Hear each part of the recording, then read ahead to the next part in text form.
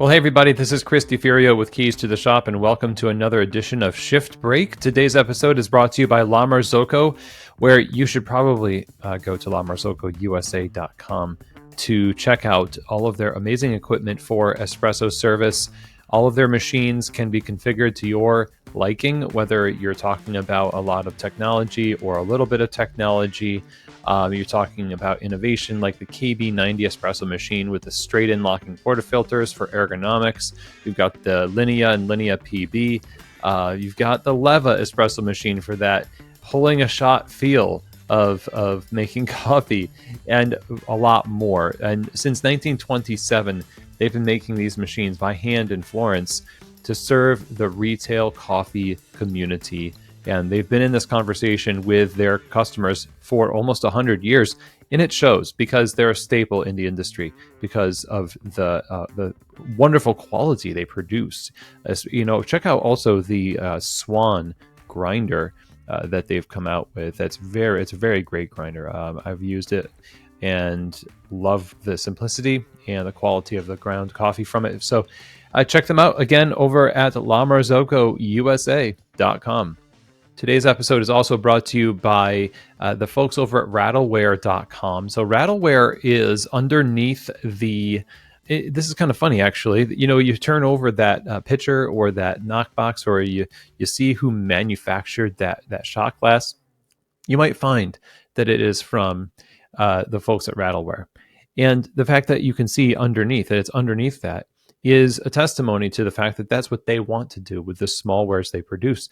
They want to come and support the coffee community, to be underneath helping elevate the coffee community with great smallwares, things that just work in the bar. You need these things to be functional, and that is, resilient, functional smallwares.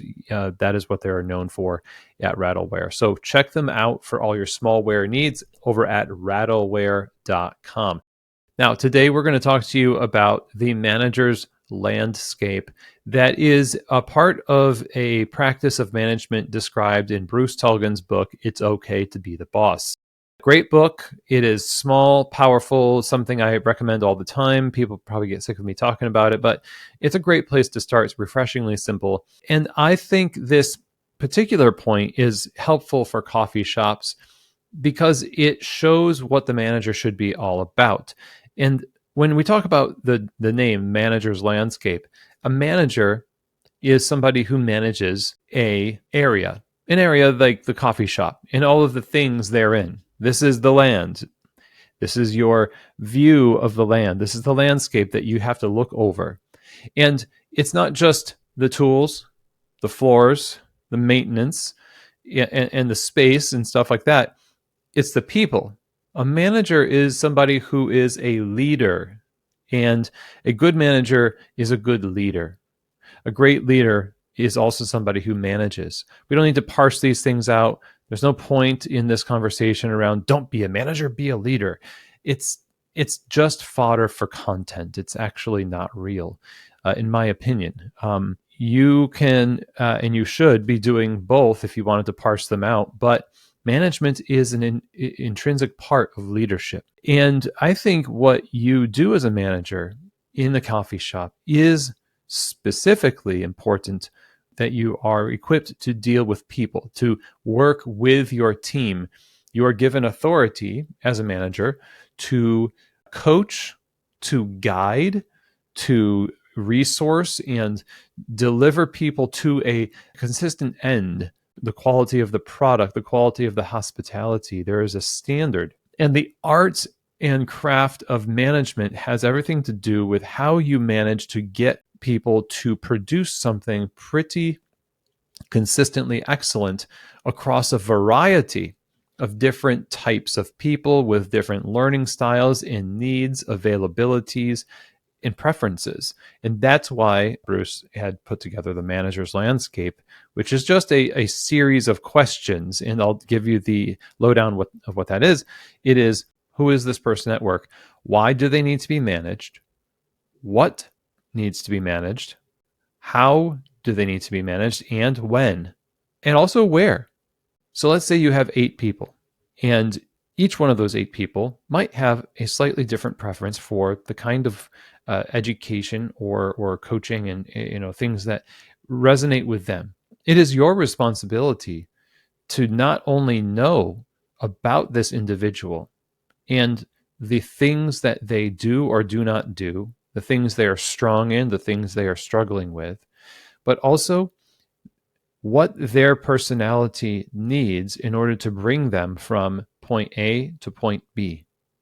That is leadership. Leadership is, I'll follow me, and or I will support you in this endeavor, right?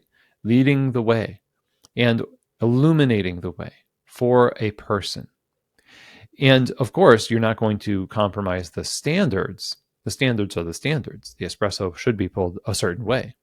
The milk should be steamed a certain way. We're not talking about, well, this person prefers to do something besides the standards. The point is getting the journey between here, where we are now, and achieving the standard on a more regular basis across however many standards you have in the cafe. That is the art of management. And asking yourself the question, at least on a monthly basis, and keeping this information in a journal, in a file on each employee, is the equivalent of learning about coffee, for example. We cup coffee, we taste coffee, we know the personality of coffee. We would almost assume to learn the personality of a coffee before we learn the personality of a person. We'd rather anthropomorphize coffee than we would, invest in a relationship with an actual person. And so a manager should be somebody who is a student of means by which they can lead people to achieve a standard in a cafe. In this manager's landscape, series of questions is really important to ask yourself. Even if you don't follow it to the T, it still is putting your mind on the subject of the people to know this person needs me in this way. And if they don't need you in that way, it's only because you have observed their work to be good and right and praiseworthy in specific ways too. It gives you a leg up on being able to have substantial affirmation and making them know, hey, my manager actually can see the things that I've succeeded in, and they're not just on my case all the time about the things I'm doing wrong, right?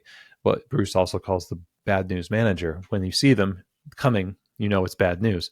So the manager's landscape is a great tool to use in your cafe, where you can ask the question again about each person on your team. Who is this person at work? What's the work personality this person brings? Not, who they are when they're doing their stand-up comedy at night, what they are, outside of work. It's who they are at work, and the person or persona they bring to work. That is the thing that you are concerned with, because you're judging based on behavior, not on anything else, beliefs or stuff like that you get in a big mess that way. Who is this person showing themselves to be at work? Who are they at work? Study them. Know what this is, who they are. And then why do they need to be managed? Well, it could be that they need to be managed because they're new, or because they're a veteran employee and they need to be managed because we have a whole new set of standards that got introduced because we have new owners and they introduced new standards. And now I have to teach old employees new standards. There's lots of whys behind what we need to do with the authority we're given to serve others. That's what you're doing for that person. Why do they need to be managed? What is it specifically? What are the things? Is it milk? Is it coffee? Is it service? Is it inventory? Financial accuracy with counting drawers? You can list this stuff out, and it's a good record to keep because you can see how they've grown in those things. But it also makes it possible for you to order your steps as a manager. What are you going to do with your time?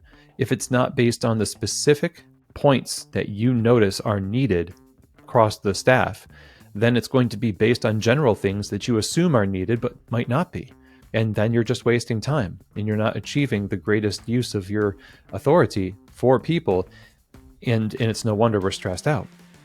How to manage them. So this is maybe about learning styles or Then there's when, what time of the day, when is it best, before shift, after shift. What about where? Some people don't really appreciate being coached in front of their other people. They're very sensitive to that, and you can pick that stuff out, right? It's like knowing that a dark roasted coffee doesn't like boiling hot water. At lower temperature produces a sweeter cup. What do you need to do in your communication to produce a sweeter cup with your people? Doing this kind of work, asking yourself these questions, being curious about it as a manager, and encouraging your managers to do this, and keeping them accountable for doing this in their role, and even putting it in a job description is part of how a coffee shop is going to be successful. The people part, they say, is the hardest. Maybe it's the hardest because we don't actually work that hard at it. So I hope that this episode has really helped you. And is a great tool. If you don't know the book, It's Okay to Be the Boss, you definitely need to read that book and look into that work. I think it's going to be helpful. So that's it for me. Thanks, everybody. And we'll see you here next week on another edition of Shift Break, from keys to the shop.